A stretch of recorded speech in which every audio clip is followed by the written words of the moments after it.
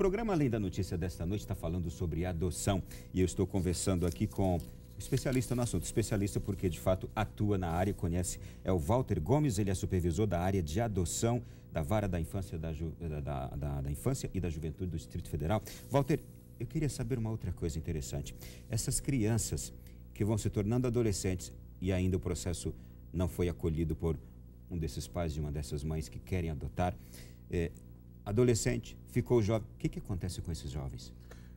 Essa é uma preocupação dramática que nós que fazemos parte do sistema de garantia da infância e juventude temos que administrar.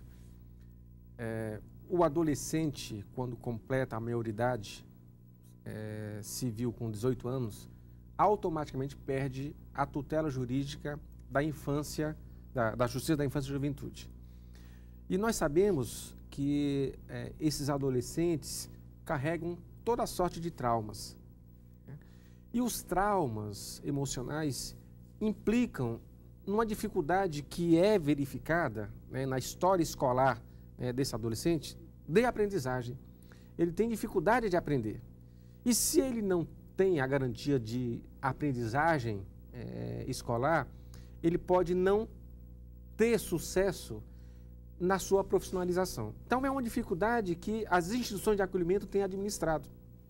Agora, os dirigentes dessas instituições têm se comprometido em garantir minimamente a que esses adolescentes sejam profissionalizados e inseridos no mercado do trabalho. Alguns não conseguem, devido às suas limitações de aprendizagem, mas há aqueles que conseguem, se inserem no âmbito do mercado de trabalho e alugam uma casa e vão dar continuidade à sua vida, mas são poucos. Imagine só um adolescente que foi inserido em uma instituição de acolhimento com 1, 2, 3 anos de idade, se desenvolveu sem o suporte de uma família e agora, como adulto, ele tem que encarar a vida. Com que motivação? Com que estrutura mínima? E esses adolescentes que estão na iminência de completar a maioridade continuam vítimas da invisibilidade diante das políticas estatais.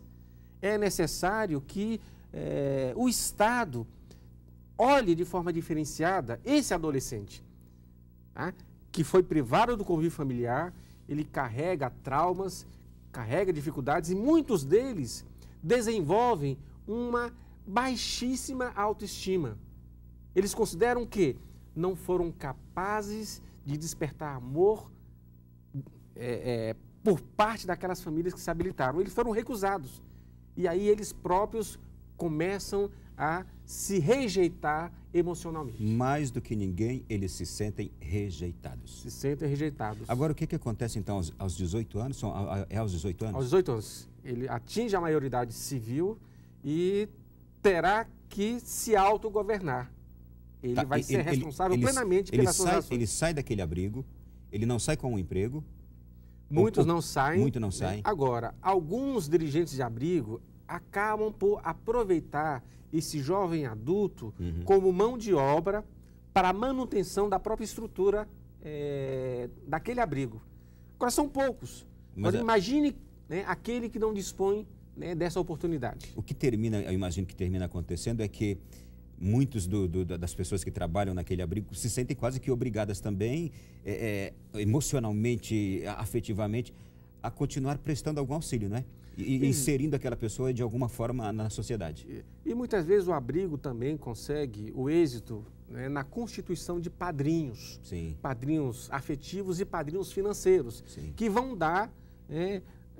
claro, com limitações, um suporte, exatamente. Não é o ideal. O ideal era a própria pessoa sair dali com a sua autoestima, sentindo-se digna e sentindo apta a estar no mundo, não é? Exatamente. E motivada e com vontade de viver. Exatamente. Agora, me diga uma coisa, são muitos estes? São. Para você ter uma ideia, aqui no Distrito Federal, 70% dos disponibilizados são adolescentes, que não têm qualquer perspectiva de adoção a curto prazo e carregam aquela situação de defasagem de idade série, têm dificuldades de aprendizagem, autoestima comprometida e o desafio de ter que se autogovernar quando completar a maioridade. Então, é necessário urgência por parte do Estado no oferecimento de uma política pública específica para essa população. Eu paro por aqui essa questão. Quero saber agora de uma outra.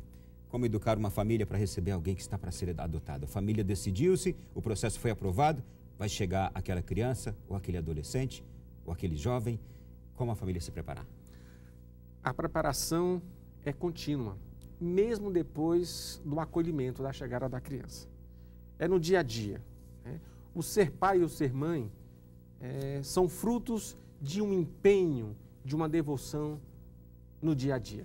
Ninguém nasce, né, com esse certificado de plena maternidade ou plena paternidade, né? O ser pai ou ser mãe vai ser sempre resultado do empenho no dia a dia. O vínculo de parentalidade, de filiação, não é fixado pela biologia, pela genética. Na verdade, é no dia a dia, através da entrega, através da comunhão, através da dedicação, do zelo. E a família toda deve se preparar, eu digo, os avós, os tios, os sobrinhos, todo mundo? A adoção não pode jamais ser o desejo isolado de uma pessoa. A adoção tem que ser o projeto da família. Isso é importante. Porque a criança, ela não vai ser apenas filho, ela vai ser primo, vai ser sobrinho, vai ser neto. Então, é imprescindível que toda a família esteja engajada naquele projeto de acolhimento de uma criança. Todos devem adotar, não é só o marido ou a mulher. Todos os integrantes dessa constelação familiar devem vibrar em torno dessa adoção. E pelo que você está me falando e pelo que estou sentindo aqui no programa, é importante que não haja indiferença. De forma alguma. É necessário que haja abertura, de todos. Que o acolhimento esteja sendo regido pelo princípio do amor incondicional. Tá. Me diga aqui uma outra coisa, estou acelerando por causa do nosso tempo. Se eu encontrar uma mulher na rua ou se eu encontrar uma mulher na minha vizinhança que tem uma conhecida que engravidou e que quer me entregar o filho. E eu fiquei chocado, eu falei, mas seria bom para mim, eu vou acolher o filho daquela moça que eu conheço, ela engravidou indesejadamente, ela quer entregar o filho para alguém, eu estou sabendo, eu vou pegar. É um erro isso? A legislação veda expressamente essa modalidade de acolhimento. O parágrafo único do artigo 13 do Estatuto da Criança e do Adolescente é muito claro. Qualquer mãe ou gestante que manifestar interesse de entregar o filho para adoção, obrigatoriamente deve se reportar à Justiça da Infância e Juventude. O Poder Judiciário é o mediador por excelência de qualquer tipo de adoção. O interessado... Mesmo sendo uma pessoa conhecida da vizinhança, por haver já aquela proximidade entre as pessoas? Mesmo nesses casos. Por quê?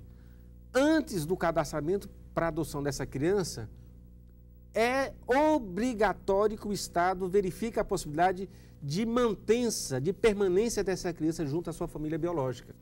Então, é necessário que haja essa investigação prévia. Não sendo possível, aí sim, a criança será cadastrada e a sua apresentação a uma família dar-se-á através de uma decisão judicial. É bom que se deixe muito claro também, a transferência de qualquer criança de um ambiente familiar para outro só pode se dar mediante tácita e expressa autorização judicial. Volta outra pergunta. Uma criança especial que está num desses abrigos para ser adotada, ela tem ali cuidados especiais também naquele abrigo? Tem um lugar especial para ela? Como é? Sim. Inclusive, o dirigente da instituição de acolhimento tem que prestar contas, né, ao Ministério Público, que é o fiscal da lei, e ao juiz que detém a tutela em relação àquela criança ou adolescente acolhido. E é imprescindível que haja a elaboração de um plano permanente, né, de atendimento às necessidades materiais e emocionais daquela criança. Ela tem que ter à sua disposição cuidados na área de saúde, ela tem que ter à sua disposição a cobertura escolar e semestralmente um relatório minucioso acerca, né, da vida institucional dessa criança tem que ser elaborada pela direção da instituição e encaminhada ao Ministério Público e ao juiz da Infância e Juventude. Deixa eu tocar num caso aqui que pode ser daqueles mais complexos. Uma família que deu seu filho pode mais tarde se arrepender e buscar aquela criança adotada que está hoje naquela família? Veja, a lei também contempla essa situação. clarificando o seguinte, que quem entregou o filho em adoção pode manifestar arrependimento até a data de publicação da sentença constitutiva de adoção. Tá? Então, se o processo de adoção demorar, né, 1 ano para ser sentenciado, esse vai ser o tempo em que o pai ou a mãe poderá manifestar arrependimento quanto ao ato da entrega. Agora, a manifestação do arrependimento não garante a que automaticamente essa criança retorne, porque terá que ser feito um processo de investigação para se constatar se essa família tem ou não condições de receber de volta essa criança. Então, uma coisa é manifestar o arrependimento, outra coisa é ter o direito líquido e certo de receber essa criança de volta. E muitas vezes é um arrependimento previsto em lei, mas que concretamente não resulta na reintegração da criança, porque o tempo passa e não é razoável que essa criança fique numa situação jurídica indefinida. Então, por vezes, o juiz, após ouvir o Ministério Público, determina o cadastramento e a imediata apresentação dessa criança a uma família habilitada. Outro assunto que mudando rapidamente. Quais casos que a Justiça reprova um candidato à adoção? Isto é, um casal que se candidata à adoção e aí a Justiça reprova ele. Em quais casos? Veja, pode ser um candidato casado, solteiro, sempre que se verificar que o ambiente familiar não é adequado, um ambiente onde o diálogo não exista, e sim a violência, onde há o uso, quanto mais, de entorpecentes, né, que às vezes a gente verifica isso. Esse ambiente, de pronto, já se mostra absolutamente inadequado para o acolhimento seguro de uma criança. A lei é muito clara, compete à equipe técnica verificar se os motivos para a adoção são legítimos, se o ambiente familiar apresenta segurança, apresenta afeto, apresenta respeito àquela criança que futuramente será acolhida. Então, são verificações psicossociais feitas que nos darão condições de informar o juiz se aquele dado candidato possui adequação ou não para acolher com segurança uma criança através do Instituto da Adoção. Tá. Uma outra pergunta que eu quero fazer brevemente aqui. Em caso de adoção por estrangeiros, casais estrangeiros que vivam no Brasil ou uma pessoa estrangeira, como deve proceder? Veja, é necessário que um estrangeiro que tem domicílio no Brasil pode se habilitar para adoção para acolher em igualdade de condições em relação a um nacional. E em relação à adoção pleiteada por estrangeiros, o CNJ também baixou uma normativa. O estrangeiro terá o direito de ter o seu nome inserido num cadastro nacional de adoção. E ele poderá concorrer em igualdade de condições com os nacionais ao acolhimento de uma criança ou adolescente. A gente falou aqui de adoção tardia, não é? Isto é, naqueles casos do adolescente ou do jovem. Quais são os maiores desafios para quem se sensibilizou com esta realidade e diz, eu gostaria de participar desse desafio? É imprescindível que essa manifestação positiva de querer acolher uma criança de idade mais avançada, um adolescente, seja ancorada na disponibilização de tempo na agenda de vida.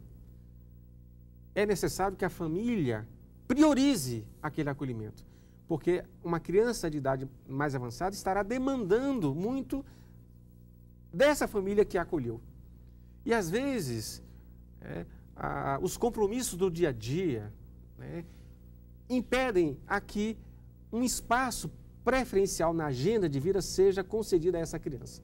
Então, a adoção só será deferida pelo Poder Judiciário se essa família garantir que aquela criança ou adolescente terá prioridade na sua agenda de vida. Criança tem que ser prioridade.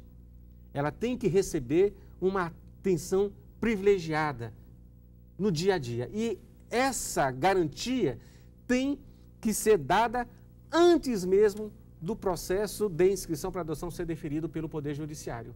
A família tem essa responsabilidade de comprovar ter plenas condições de acolher com toda segurança, com toda presteza aquela criança. Muito bem. Walter, a gente tinha tantas coisas para tratar aqui. Eu vou te deixar à vontade para você deixar agora uma mensagem reflexiva aos nossos telespectadores quanto a essa questão, que eu acho das mais nobres a ter a nossa, de fato, atenção nos dias de hoje.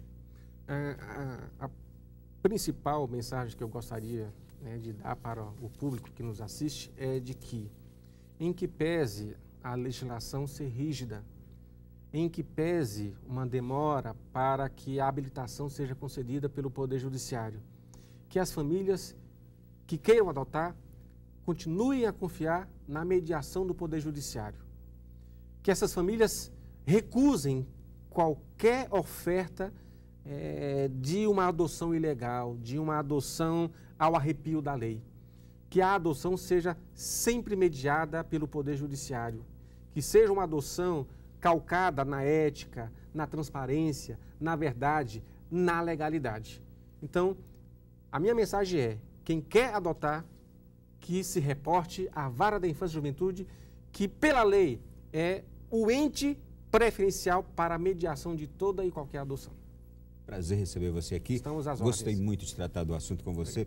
Fiquei muito tocado também com toda essa temática e peço a Deus que cada pessoa que nos ouviu agora também contribua para essa reflexão nacional e para a sensibilização também de tanta gente que deseja adotar e depois do que ouviu aqui, que as coisas dentro de si se encaixem bem. Obrigado. Boa noite, Walter. Boa noite. A você que nos acompanhou, muito obrigado. Até a próxima semana, se Deus quiser, com um novo Além da Notícia. Boa noite, bom sono e até lá.